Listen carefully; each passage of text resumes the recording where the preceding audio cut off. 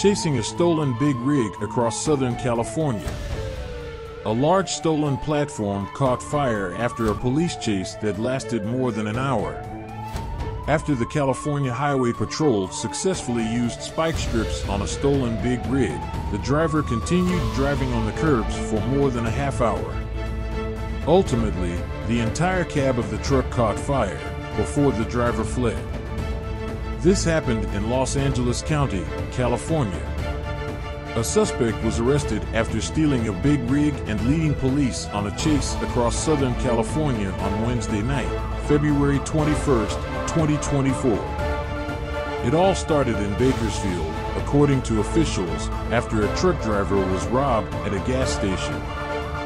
The California Highway Patrol picked up the chase around 11 p.m. on Interstate 5 in the Newhall area of Santa Clarita. The driver reached speeds in excess of 70 miles per hour at times, before shifting onto eastbound Route 134. After continuing along Route 134, the driver made his way onto Route 210 eastbound into the Pasadena area. It all ended in the Ontario area, shortly after CHP officers successfully used spike strips on the truck.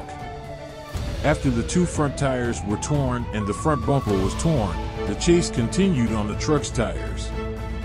The driver slowed briefly to his speed in the teens, before speeding up again.